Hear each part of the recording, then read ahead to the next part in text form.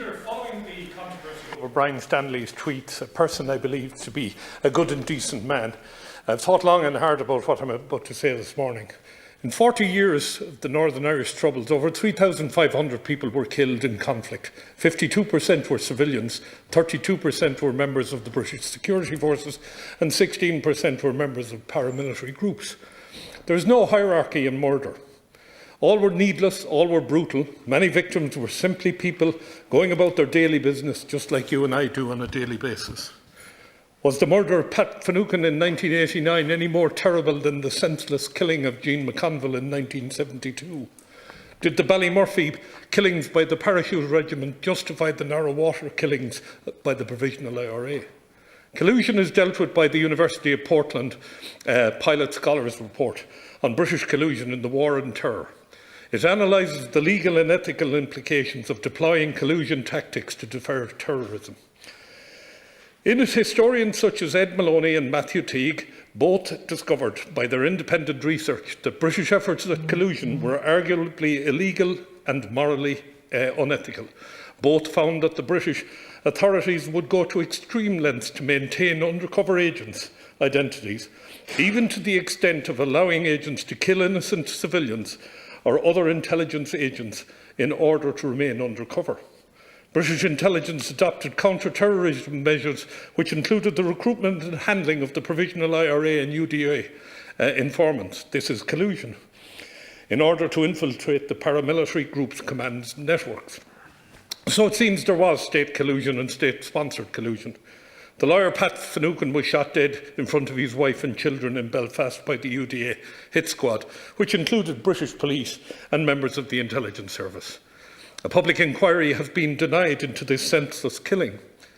However, was he the only one killed in this way? Is his family the only family entitled to a public inquiry?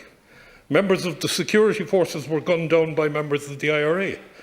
And if we believe the evidence above, I've already adverted to, some of those were British agents.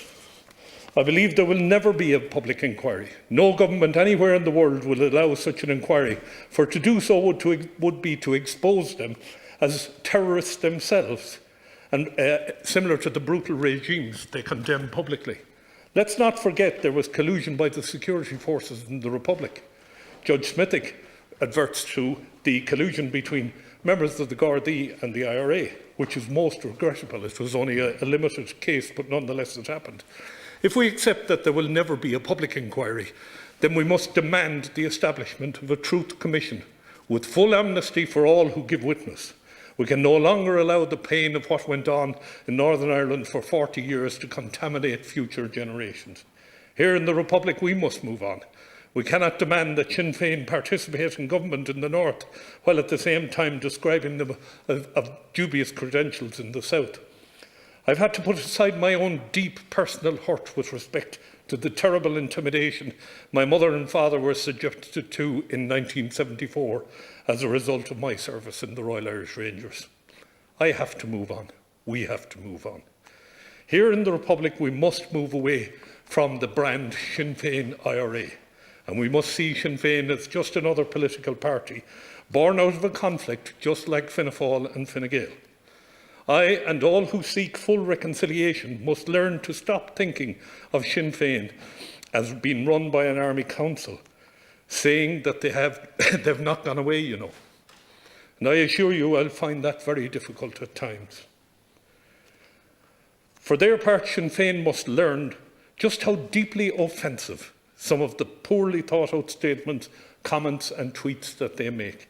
They too must move into the normal political discourse like the rest of us. Leader, I know you, and I know Cathaoirleach, you've done quite a lot of work in this area yourself. We must move on.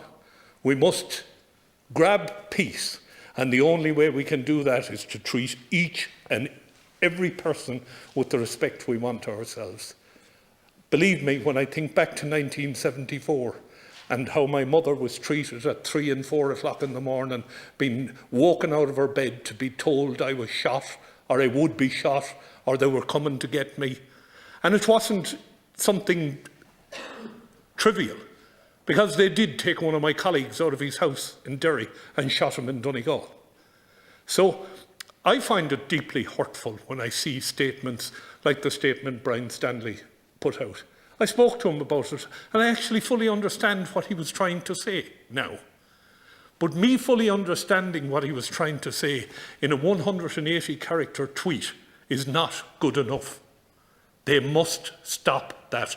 And we, for our part, must try and put the deep feelings we have about what went on in this country over 40 years behind us. And we must learn to grab peace, because if we don't, we'll go back to where we came from. Thank you very much for your forbearance, Carla.